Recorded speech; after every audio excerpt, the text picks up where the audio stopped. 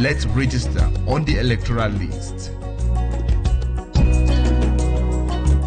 This is a message from Quinoxe Television.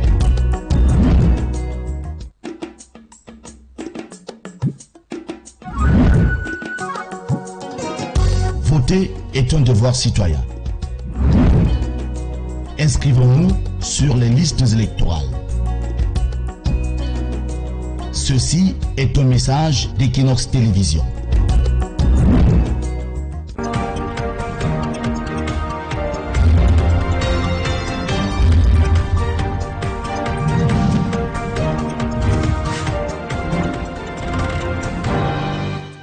Good afternoon, dear viewers. Thanks for joining us in this edition of the 12 p.m. bilingual newscast on Quinoxe Television. As tradition, the mass will begin in French with Fabrice Elomo. Good afternoon, Fabrice. Bon après-midi, Madame, Messieurs, bon après-midi et bienvenue au journal bilingue de la mi-journée sur Quinoxe Télévision. Ouvrons ce journal par cette vaste opération de casse au carrefour d'Okoti dans le 5e arrondissement de la ville de Douala. L'opération a débuté dès les premières heures de la matinée de ce jour. Elle est initiée par la mairie de la ville en collaboration avec la sous-préfecture de Douala 5e. Une opération qui vise à lutter contre le désordre urbain. On note plusieurs étals et boutiques détruits dans cette partie de la capitale économique. Des investissements lourds ont été perdus par plusieurs commerçants. Écoutons le sous-préfet de l'arrondissement de Douala 5e, Quinoxe Asongri, qui s'est exprimé à l'issue de cette casse opérée à Dokoti, dans le 5e arrondissement de la ville de Douala. Toutes les dispositions sont prises. Vous allez voir, les forces de l'ordre, après ici, vont rester pendant un temps pour que la communauté urbaine prenne les dispositions pour sécuriser. Donc il n'y a plus question que les gens vont revenir ici. Vous avez d'abord vu que le matériel qu'on prend, les tables qu'on prend, ce n'est pas pour laisser ici. On va ramener pour que les gens n'utilisent pas pour s'être installés à nouveau. Donc nous sensibilisons vraiment les populations. Nous ne sommes pas contre eux, les pouvoirs publics. Ils sont plutôt là pour accompagner les bons citoyens. Et quand Dokoti sera libre pour la circulation, ça sera pour la joie de tout le monde. Je crois que c'est une opération à saluer. Les riverains du tronçon BP-Cité Ange-Raphaël sont aux abois depuis plusieurs jours. Justement, ils assistent impuissants aux travaux menés sur cet axe par la mairie de la ville. Alors que les autorités évoquent les aménagements du trottoir, les populations crient à la manipulation au fin de construire des parkings payants. Les précisions dans ce reportage de Steve Eboulé, Josiane Gok et Achille Kamga. Les croix de Saint-André posées sur ces commerces et autres édifices érigés aux abords de l'axe BP-Cité Carrefour Ange-Raphaël à Douala annoncent des casses grandeur nature. Depuis un moment, vous avez dû constater que nos trottoirs commencent à être matérialisés par des travaux que le maire de la ville a demandé d'exécuter. C'est-à-dire demander aux commerçants de dégager les trottoirs pour permettre à ce qu'il y ait une circulation libre des personnes et des biens. Seulement, l'information que nous avons, c'est qu'il semblerait que ces trottoirs seraient destinés en grande partie pour des, pour des parkings payants. Et ça, je pense que ce n'est pas une très bonne idée. Depuis quelques jours, les populations riveraines ont constaté que des travaux ont même déjà commencé sur cet axe. Vraiment, quand vous voyez, on a mis les signes qu'on va casser. Pour nous, on pense que ce n'est pas logique. Parce qu'on nous dit de laisser 3 mètres à partir de la maison. Ensuite de ce qu'on voit en haut, ils ont déjà commencé à travailler. Bon, finalement, on ne sait pas le but de ce projet. Si l'intention de la mairie de la ville est de dégager et d'aménager les trottoirs, les commerçants et les populations ne croient pas en cette version et crient à une manipulation aux fins mercantiles. Nous pensons que le maire de la ville, le grand-maire, et les maires des arrondissements sont tout à fait à côté de leur population et qu'elles verront à ce que cela ne se fasse pas. Nous souhaitons vraiment qu'on soit sereinement compris, chacun de son côté. L'autre grief porté à cette initiative est que l'aménagement des trottoirs ne saurait être bénéfique et envisageable dans la mesure où les servitudes du quartier sont dans un piteux état et abandonnées. Du côté de la mairie de la ville, on soutient que le trottoir est une dépendance de la voirie, réservée exclusivement pour faciliter la mobilité des piétons et non pour servir d'espace commercial. Le vendredi 25 avril dernier, le lycée de Maképé, dans le 5e arrondissement de la ville de Douala, a été le théâtre d'un drame. Un jeune élève de 18 ans a perdu la vie après avoir été violemment battu par son camarade de classe. Malgré les soins apportés à ce dernier, il a succombé à ses blessures. Alors que la famille endeuillée réclame justice, l'établissement scolaire peine toujours à fournir des informations précises sur les circonstances de ce drame. Les précisions dans ce reportage de Théophile Tchouke et Pascal Tanguy. Partagés entre douleur et incompréhension, les membres de la famille du jeune trésor Ndormokenfak ne trouvent pas les mots pour exprimer leur détresse. Leur fils âgé de 18 ans et élève en classe de première au lycée bilingue de Maképé vient de perdre la vie de façon tragique suite à une violente altercation avec un camarade. Selon les témoignages, tout serait parti d'une dispute liée à un changement de place imposé par un enseignant lors d'une épreuve du probatoire blanc. Quand les élèves sont arrivés à la maison, ils m'ont expliqué que son camarade n'a pas voulu se lever à l'instant. Le professeur a insisté et il s'est levé. En se levant, il a dit à mon fils que tu vas me sentir à la sortie. Dès que l'épreuve est finie, mon fils est sorti. Il est venu par derrière lui donner 2 paires de gifles. Et quand il s'est retourné, il lui a raclé. L'enfant est tombé au sol. Pendant que l'autre le bottait avec les pieds, ils ont constaté qu'il ne bougeait plus. Grièvement blessé à l'arrière de la tête, Trésor sera tour à tour conduit à l'infirmerie de l'établissement, puis transféré dans un centre de santé et finalement à l'hôpital La Quintini de Douala, où il succombera à ses blessures malgré les efforts de l'équipe médicale. Le scanner a démontré que le crâne de Trésor a été fractionné et le sang était dans le cerveau. On a dit qu'il faut l'opération immédiate. Autour de 20 heures, Trésor entre dans le coma. Jusqu'au lendemain matin, on l'admet en réanimation. Quelques minutes après, on me dit seulement que Trésor a rendu l'âme. Avant sa mort, il aura néanmoins la force de révéler l'identité de son agresseur. Au centre de l'établissement où fréquentait le jeune Trésor, ses motus et bouche cousue.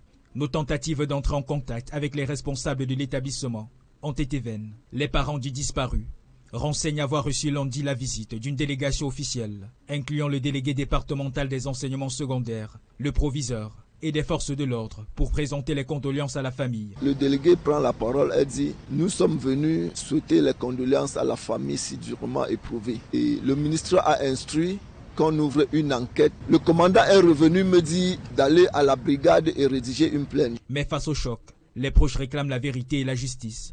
Une enquête a été ouverte et le présumé coupable court toujours. Et en religion, une fois les funérailles du pape François achevées, les Africains s'interrogent si l'heure n'est pas arrivée de voir un prélat du continent sur le siège de Saint-Pierre à Rome.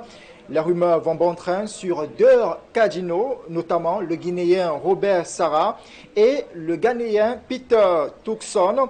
Quels sont les arguments pouvant militer à l'élection d'un de ces cardinaux pour devenir le 267e pape de l'Église catholique? Précision dans ce reportage de Kemazu Machida Osomba et Gladys Sidier Bambadjan. Le cardinal Sarah serait-il le futur prochain pape africain? Depuis le décès du pape François, son nom revient de plus en plus comme successeur, tant dans son pays, la Guinée, qu'ailleurs. Figure emblématique du courant ultra-conservateur au sein de l'Église catholique, le cardinal Robert Sarah incarne une vision plutôt rigoureuse de la foi. L'Europe, à mon avis, si elle continue dans ce sens, n'aura pas d'avenir. L'ancien archevêque de Conakry défend des positions extrêmement rigoristes sur l'homosexualité, l'immigration, le célibat des prêtres ou encore la liturgie en latin, entre autres. L'Occident a renié ses racines chrétiennes, mais un arbre sans racines meurt. C'est ce qui va se passer, parce que voyez-vous, un arbre a beau être énorme, grand, s'il perd ses racines, cet arbre meurt. Il a été créé cardinal en 2010 par Benoît XVI. Il aura 80 ans le 15 juin prochain et donc va pouvoir participer de justesse au conclave qui élira le successeur du pape François. Autre nom qui ressort, celui du cardinal ghanéen Peter Turkson. Il a été l'un des piliers de l'agenda social, environnemental, migratoire du pape François. Spécialiste de la finance éthique, il est aussi très critique sur les dérives de l'économie libérale. Une fois le conclave entamé, il ne pourra s'achever que si les cardinaux s'accordent sur une personne pour devenir le prochain pape, avec au moins 2/3 des suffrages nécessaires pour valider une nomination. Et puis un public reportage dans ce journal. Ils sont 33 issus des différents domaines professionnels à avoir reçu le parchemin de fin de formation à Pilvia Training Center. La cérémonie qui s'est déroulée à Douala le 20 mars sous la présidence de la promotrice Pilvi Kene a permis de mettre en lumière l'engagement de l'établissement pour l'excellence et la qualité des formations. Reportage. Pilvia Training Center s'impose depuis plusieurs années comme une référence en matière de bien-être et de formation professionnelle au Cameroun. Cette ascension remarquable repose sur une offre de formation diversifiée, garantissant une insertion socio-professionnelle réussie à ses apprenants. Une ambition que porte avec passion sa promotrice, Pilvi Kene. C'est tout simplement pour élever la passion qui m'anime au fond de moi et également pour lutter contre le chômage. Dans notre centre de formation, nous essayons donc de changer la donne. Et je constate que depuis pratiquement 2013 que nous formons, ça marche vraiment. Et je ne regrette pas mon geste. C'est porté par cet engagement indéfectible que le 20 mars 2025, Pilvia Training Center a organisé une cérémonie de remise de parchemin à l'honneur des lauréats de l'année académique 2023-2024. Si le Seigneur ne bâtit la maison, le bâtisseur travaille en vain. C'est par cette citation que Pilvi Kene a ouvert la soirée. L'événement, placé sous le signe de l'excellence, a rassemblé divers invités de marque, dont le représentant du délégué départemental du ministère de l'Emploi et de la formation professionnelle, ainsi que le représentant du ministère de l'Élevage, de la pêche et de l'industrie animale. La cérémonie a été marquée par les prestations artistiques, dont un intermède.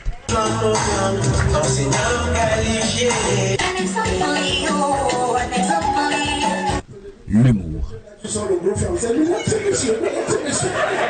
Et un défilé de mode, mettant en avant les spécialisations de l'Institut.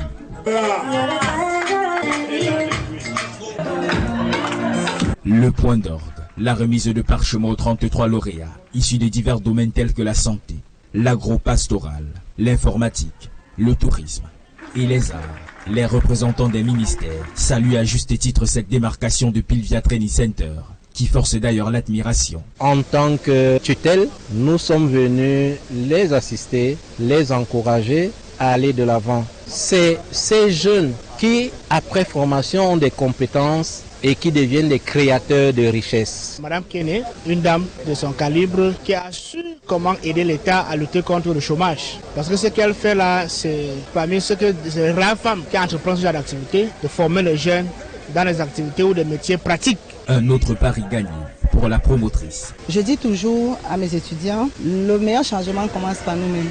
Et surtout que j'encourage mes étudiants de rêver. Et je sais que ce soir, mon challenge a été réussi. Tout s'est bien passé. Nous sommes très heureux d'avoir tous reçu ce diplôme en fin de formation. Vraiment, ça m'ouvre beaucoup de portes, beaucoup d'opportunités de me lancer dans la vie active en tant qu'esthéticienne. Je fais partie de la filière agro-pastorale. Donc pour nous, c'était une très grande chance de présenter ce que nous avons appris ou ce que nous apprenons aussi en même temps. Je suis très content et j'espère que l'avenir nous réserve quelque chose de meilleur. En prévision de la prochaine rentrée académique, Pilvia Training Center annonce des bourses d'études pour permettre à un plus grand nombre d'accéder à une formation de qualité. Pour la rentrée académique 2025-2026, la fondation Pilvia offre 100 bourses de 50 000 aux 100 premiers inscrits. Nous accompagnons aussi les 10 premiers étudiants au niveau de l'insertion professionnelle l'année prochaine. Situé à Lokpon, en face du collège Le Nil, Pilvia Training Center poursuit sa mission avec détermination, incarnant un véritable tremplin vers la réussite professionnelle pour la jeunesse camerounaise.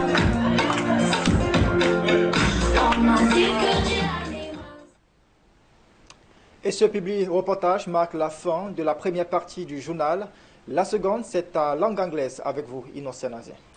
Thank you, Fabrice Lumo. Good afternoon once more. JVO stands for staying with us for the second segment of this newscast. Hundreds of makeshift kiosks installed along the roads at Carrefour Ndokoti here in Douala by business persons selling diverse goods, including shoes, mobile clothes, and others have been destroyed by municipal agents of the Douala 5 Council upon the order and supervision of the divisional officer, Dr. Asongwe Cletus. The operation, according to the divisional officer, aims to free occupied portion of the road track that has been at the origin of traffic jam, resulting to high crime wave around the area. Dr. Asongwe Cletus launched the operation last night, and it continued till the early hours of this day. Let's now take a listen to the divisional officer of the Douala 5 subdivision, Dr. Asongwe Cletus. We'll be having the excerpt of Dr. Asongwe Cletus, divisional officer of the Douala 5 subdivision, in the following excerpt. Come out at 3 a.m. with the forces of law and order and the municipal police to carry out this operation. It is to tell you that it is something very serious. I've had time. Several have come down to the field twice to meet this population and to sensitize them and to call on them to carry their things and leave this place, because it's not possible to circulate in Ndokoti. The roadsides are completely blocked with petty trades.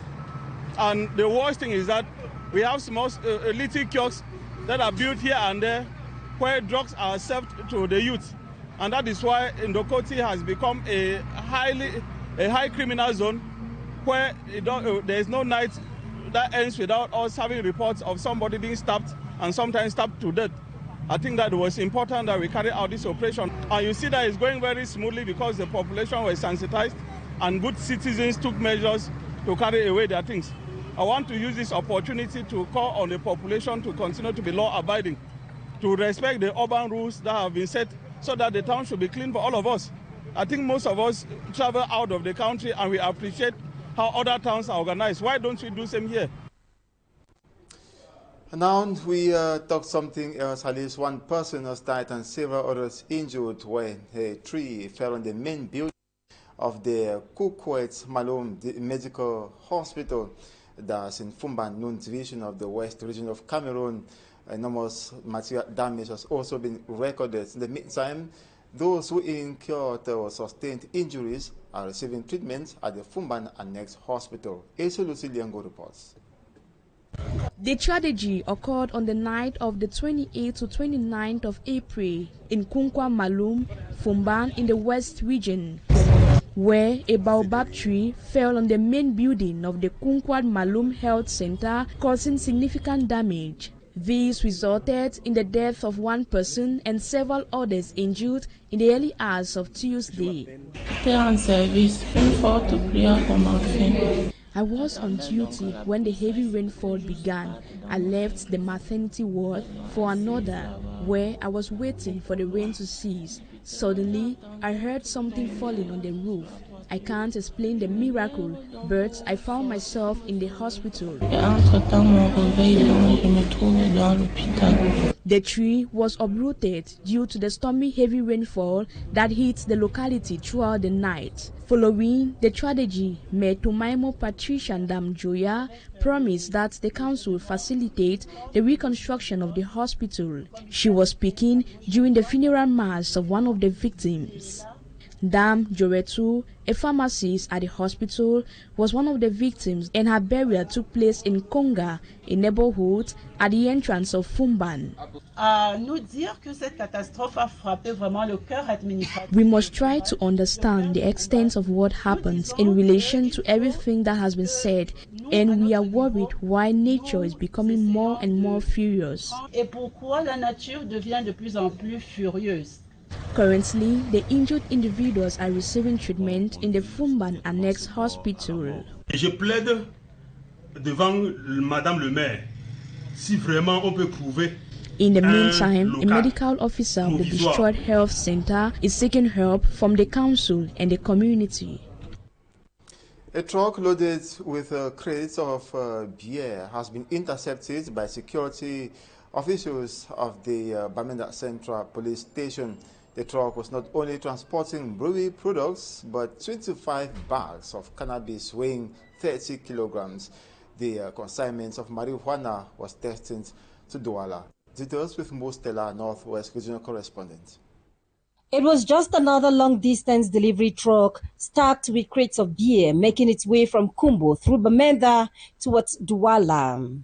Beneath the crates of beer were carefully concealed 25 tightly packed bags of cannabis totaling over 700 kilograms. At Ndamukong in Bamenda 3 subdivision, its journey came to an unexpected halt. Early in the morning of Thursday, I received an information concerning the bags of cannabis. We sat first and discussed. Then I told my collaborator that if it's true that it's more than 20 bags, that means it can only be a truck. So now we were looking for trucks. This is how we succeeded around, let's say 9 p.m. around Damukong. The driver and his assistant were immediately arrested. Authorities believe the operation may be part of a larger drug trafficking network using legitimate-looking cargo to move contraband across regions. The forces, however, salute the vigilance of the population. So it's somebody, a Cameroonian, who came and gave me the information. That means the collaboration is very good now with population.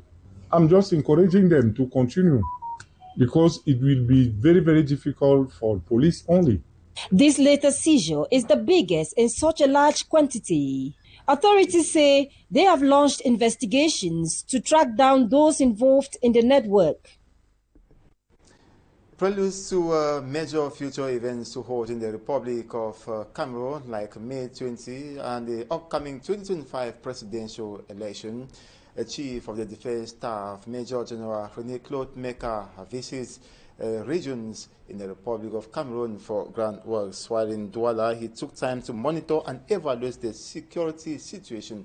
He urged the security forces to launch offensive operations against the enemies in order to soften the ground for the population to freely and flexibly carry out their activities, especially participating in the upcoming 2025 presidential election. Details in this report.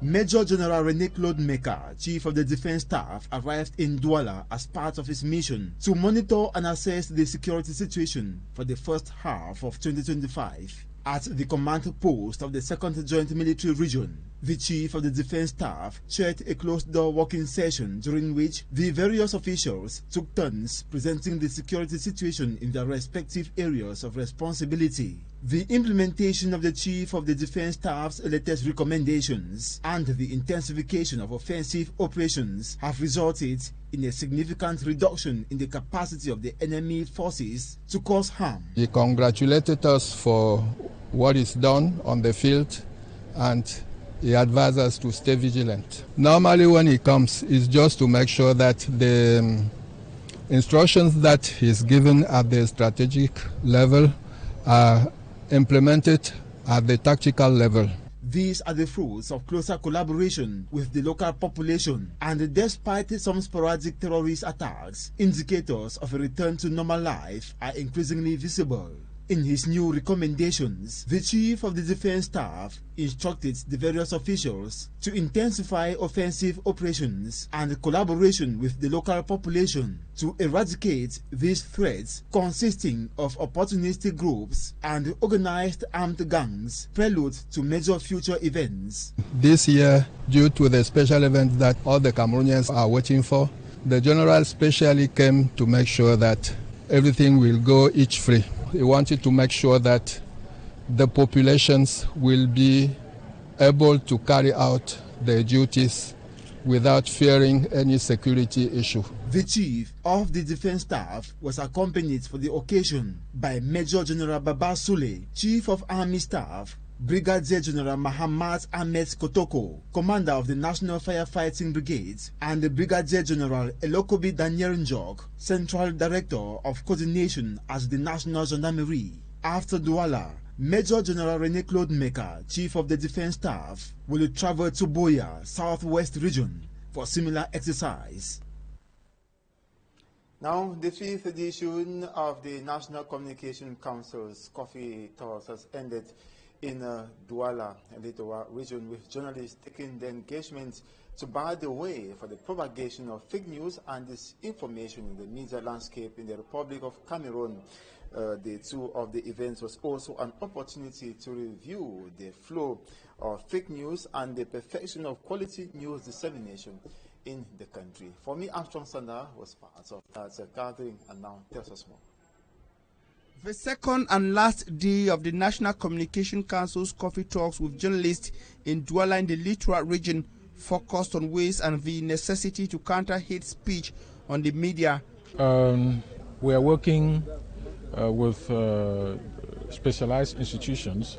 We will be putting in place a fact-checking mechanism unit within the council within the next couple of weeks that will help Cameroonians to be able to debunk or uphold information from the social media which are not correct or need some correction. So we'll have a fact-checking unit which we are working on, and we are lucky to work with Antique that has put in place a software for that purpose.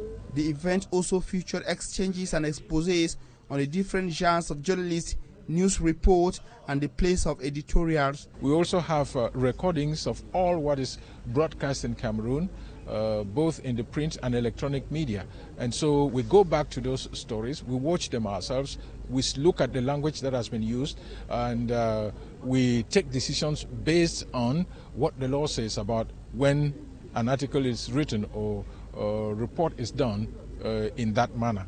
The 5th edition of the National Communication Council's Coffee Talks comes within a context marked by political agitations ahead of the 2025 presidential election and the prevalence of hate and divisive tendencies on mainstream and social media in Cameroon.